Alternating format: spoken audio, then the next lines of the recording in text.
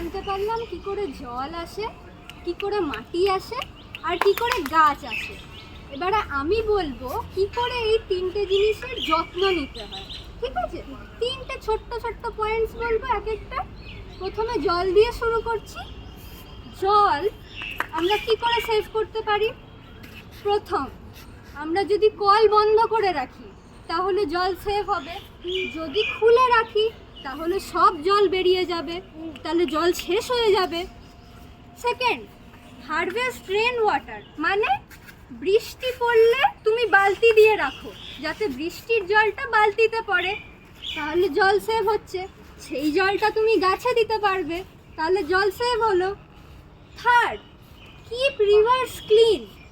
River, sea, ocean এগুলো যদি আমরা পরিষ্কার রাখি তো সেই জলটাও আমরা খাওয়ার জন্য ইউজ করতে পারি, জামা কাপড় ধোয়ার জন্য ইউজ করতে পারি, আরও অনেক ইউজ হয়। তিনটে সহজ সহজ পয়েন্ট। এবারে সয়েল। সয়েল মানে মাটি।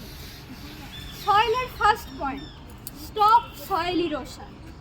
ইরোশন মানে মাটি খসে যাওয়া। খসে যাওয়া মানে মাটি আস্তে আস্তে শেষ হয়ে যায়। সেটা কি করে আমরা রক্ষা করব? আমরা গাছ লাগাবো।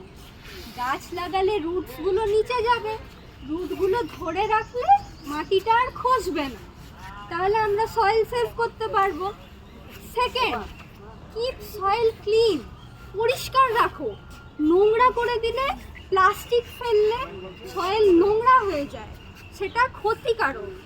কারণ মাটির নিচে যেই অ্যানিমালসগুলো আছে, যেমন আর্থওয়ার্ম মানে কেন্ন, সেইগুলোর ক্ষতি হয়, সেইগুলো তাহলে মরে যাবে। Third, do not cut trees. যেমন বললাম, গাছ কেটো না, গাছ থাকলে সয়েল থাকবে, ধরে রাখতে পারবে। ঠিক আছে।